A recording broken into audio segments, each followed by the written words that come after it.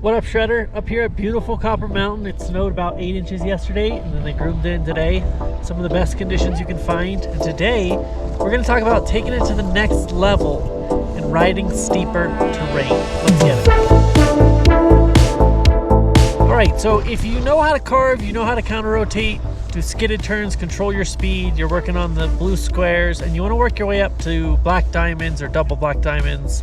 For most of you, the thing that's going to be scariest about it is controlling your speed. You feel like as soon as that board gets pointed downhill, it starts to run away from you, and all of a sudden you're terrified because you either have to slam on the brakes or you're out of control and you end up falling down the whole slope. So today we're going to talk about exactly how to ride steeper terrain.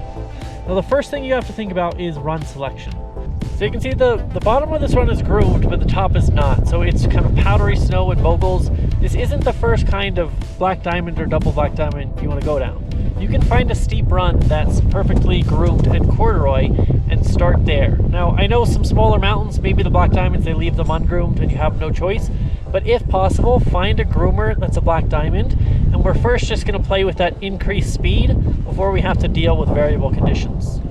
So the first thing you need to understand, if your edge points down the hill, you're going to gain more speed, and it's going to happen much more rapidly than on a blue square or a green circle. So what we want to do to stay safe is keep our edge pointed across the slope. Now you might look at the trees on the left side or the right side of the slope and just point your edge right there. As long as your edge is sideways on the slope, you're not going to go anywhere. You can do what's called a traverse, which is where you're carrying your momentum across the slope rather than down the hill. Now when you want to get up more speed, you're going to point that edge further down the fall line than you had it when you're traversing. And again, you're going to pick up speed really rapidly. So if this starts to be too much, just use counter rotation and turn that board completely sideways again. That's going to stop. So anytime you need to stop, just counter rotate, turn your board completely sideways on the run, and then take that momentum, if you're still sliding down the hill, and you put it into a traverse so that that extra energy gets carried across the slope rather than you just skidding straight down even though you're turned sideways. That's going to help a lot. What up, Shredder? We interrupt this for a brief commercial announcement. If you like what you're watching right now and you are a complete beginner at snowboarding and you want a step-by-step process to get better so you can go out there and make turns on the whole mountain from green circles to double black diamonds, we've got a 28-piece series to take you from learning how to get on the lift to link those turns to start to do your first butters inside of Shred School. So the best way to support us if you like our channel is to go sign up for Shred School right now. You're going to get that beginner series and you can start working through step by step. All right, back to your video. Okay, so now we want to get up some speed. Now, some people think that you can't carve without picking up a ton of speed, and that's just not true. We just want our carves to look more like traverses. So instead of pointing our edge down the hill when we start to carve, we're going to do a traverse on our toe side edge, and then we're going to do a quick turn to our heels, a quick carve, we can stay on our edge, and then we're going to heel side traverse. Now we're still going to be carving because we're using the side cut of our snowboard. We're carrying our energy across the hill. So the key here is you have to make those edge transitions faster than you would on a mellower slope. The faster you can make that transition, the less you have to worry about the momentum getting carried down the hill. So when we get confident, we're going to start to point our carves a little bit more down the hill. Now this is going to feel really good, especially on a groomer. You can start to get some speed up, but when you get too much speed, we're going to throw in counter rotation. So try to do carves on your edge, where the edge is carrying you across the slope, and then when you get too much speed, throw in counter rotation in between your carves. You don't have to stop carving completely, but just slash it out. Turn that board sideways, that's going to cut speed. If you have way too much speed, turn it completely sideways and traverse across the slope. Remember, if you just turn sideways to cut your speed but you don't traverse, the momentum's still going to carry you down the hill. So when you turn sideways, go into a traverse and let it carry itself out towards the trees on the side of the run.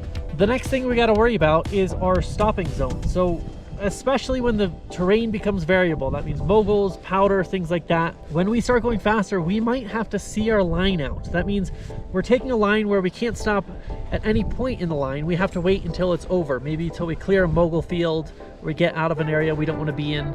And so what I like to do is eye up my stopping zone first from my starting point, and then I'm going to say, okay, I'm going to stop down there. Until I get to that point, I'm going to carry my speed fast. And so I can have a really fast line knowing that there's a clear space to stop. Now a good stopping zone is an area that doesn't have trees in it, that doesn't have bumps, and it's just a smooth preferably flat, but it could be steep area, but just a smooth area where you can actually turn sideways and your snowboard can carry out the momentum without you hitting big bumps and it just bumping you up. One thing I want to mention here is when you are riding bumps down a black diamond or double black diamond, you want the energy to disperse through your board from the nose to the tail, not from the toe side edge to the heel side edge or the heel side edge to the toe side edge. The most stable position is to use your whole snowboard to disperse those bumps, and so that means pointing the board forward over those bumps rather than sideways. You see a lot of people just like going over bumps sideways and getting bucked, and then they fall on their butt or their stomach or whatever. So the easiest way to avoid that is take the bump with your board going forward, and then after you get over the bump, then turn sideways to cut the speed. So I'm up here, I can see the whole line below me, and I'm gonna scope out what is like feasible for me to go down with my ability level. So I'm gonna look for a line that's easy enough for me to handle, not too difficult, because there usually are choices on runs like this. Once I find my line, I'm gonna find my stopping zone. You can see that flat area down below. I'm gonna expect that I'm gonna charge this until I get there. Now it is really steep, so to control my speed, I'm gonna keep my board as sideways as possible on the run. I'm gonna use maybe even some jump turns and a lot of counter rotation on this, because I'm not gonna be doing carves because it's so bumpy. So I'm mainly gonna be traversing and jump turns and counter rotation, keeping my board sideways. When I see a clear line to the stopping zone, I might point it out straight, catch up a lot more speed, and then go into that controlled stop. Go out there, give these a shot, let us know in the comments, does this help? That's all for today. Peace out, Shredders. You nailed it.